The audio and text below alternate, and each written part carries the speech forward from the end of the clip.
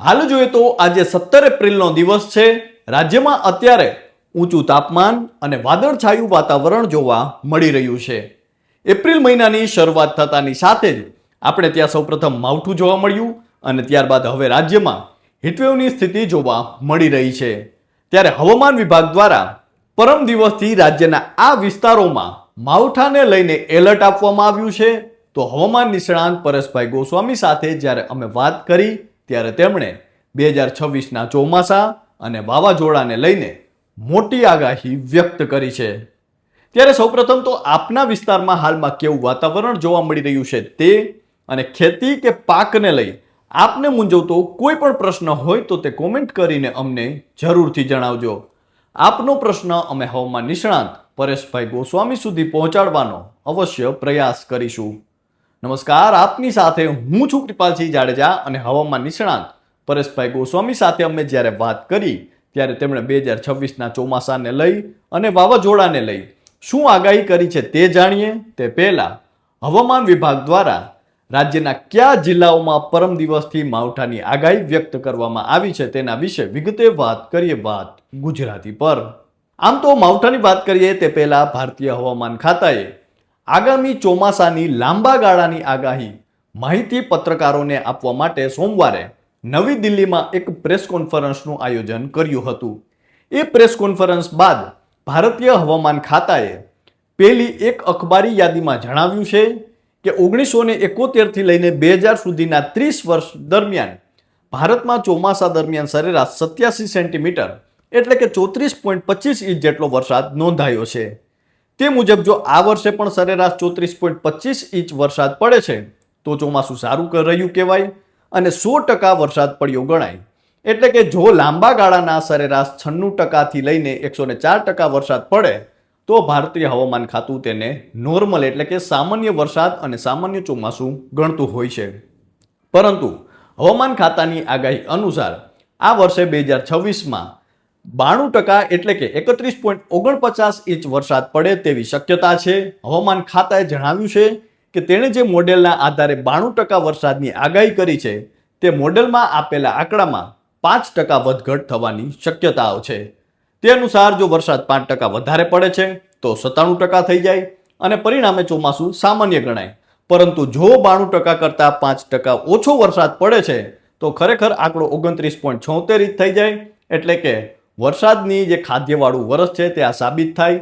ભારતીય હવામાન ખાતું હવે આગામી મે મહિનામાં ચોથા અઠવાડિયામાં આ લાંબા ગાળાની આગાહી બાબતે અપડેટ એટલે કે નવી માહિતી જાહેર કરશે।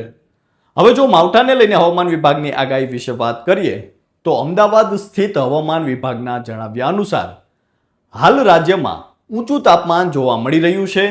તે તાપમાન આગામી દિવસોમાં હજુ છે ક્યાંક ને ક્યાંક હવે ઓછું થતું જશે અને 19 એપ્રિલ બાદ રાજ્યના વાતાવરણમાં મોટો પલટો આવવાની શક્યતા છે। હવામાન વિભાગના જણાવ્યા અનુસાર 19 તારીખે એટલે કે પરમ દિવસે રાજ્યના બનાસકાંઠા, અરવલ્લી, મહીસાગર, દાહોદ, અમરેલી, ભાવનગર આ તમામ વિસ્તારોમાં છૂટાછવાયા સ્થળોએ ગાજવીજ સાથે હળવા મધ્યમ વરસાદની શક્યતાઓ છે। ત્યારબાદ 20 તારીખે મહીસાગર, પંચમહાલ, દાહોદ, અમરેલી અને ભાવનગરમાં છૂટાછવાયા સ્થળોએ ગાજવીજ સાથે હળવા મધ્યમ વરસાદની સંભાવનાઓ છે। અને આમ જોઈએ તો આ ઉપરાંત 21 તારીખે સુરત, ભરૂચ, ભાવનગર અને અમરેલીમાં વરસાદની શક્યતાઓ હવામાન વિભાગ દ્વારા વ્યક્ત કરવામાં આવી છે। તો આ તો હતી હવામાન વિભાગની આગાહી। હવે હવામાન નિષ્ણાંત પરેશભાઈ ગોસ્વામીની આગાહી વિશે વાત કરીએ તો અમારી સાથેની વાતચીતમાં તેમણે જણાવ્યું છે કે ચૈત્રી દનૈયા હવે પૂર્ણ થઈ ચૂક્યા છે। આ વખતે ચૈત્રી દનૈયા નબળા તો નથી થયા પણ એની સામે બહુ સારા પણ નથી। એટલું ચોક્કસથી કહી શકાય કે મધ્યમ પ્રકારના ચૈત્રી દનૈયા આ વર્ષે રહ્યા છે। એટલે આપણે આવનારું ચોમાસું છે તે નબળું નથી થવાનું એટલા સંકેત તો ચોક્કસથી મળ્યા છે। આ દેશી વિજ્ઞાન છે અને આમ તો આપણે ટેકનોલોજીના આધારે જ માહિતી આપતા હોઈએ છીએ જેના મુજબ આપણે એ આગાહી કરી ચૂક્યા છીએ કે 2026નું જે ચોમાસું છે તે નબળું નથી થવાનું એટલે કે કોઈએ ડર રાખવાની જરૂર નથી। હા, એક વાત અલગ છે કે રાજ્ય વિસ્તારની દ્રષ્ટિએ ખૂબ મોટું છે। બની શકે કે 2-5 વિસ્તારોની અંદર ચોમાસું નબળું રહે, બાકી 90 થી 95% વિસ્તારોની અંદર ચોમાસું સારું અને મધ્યમ રહે તેવી શક્યતાઓ છે। માવઠાની આગાહીને લઈને પરેશભાઈ જણાવ્યું છે કે ખાસ કરીને આગામી 27 થી 30 એપ્રિલ દરમિયાન રાજ્યમાં છૂટાછવાયા અમુક વિસ્તારોમાં વરસાદી ઝાપટા પણ પડી શકે અને માવઠું પણ થઈ શકે છે. ત્યારબાદ મે મહિનો છે તે એપ્રિલ કરતાં પણ વધુ ગરમ રહી શકે, જેમાં ઉકળાટ અને ગરમીથી પણ દરેક મિત્રોએ તૈયારી રાખવી પડશે. જો કે પ્રી મોન્સૂન એક્ટિવિટીના કારણે મે મહિનામાં પણ 2 માવઠા થવાની શક્યતાઓ છે. એક માવઠું 10 થી 16 મે વચ્ચે થવાની સંભાવના છે, જ્યારે બીજું માવઠું 23 મે થી લઈને 28 મે સુધીમાં પડી શકે છે. પ્રી મોન્સૂનના આ માવઠામાં વરસાદ તેજ હશે. આ સિવાય એક વાવાઝોડાની પણ શક્યતાઓ છે.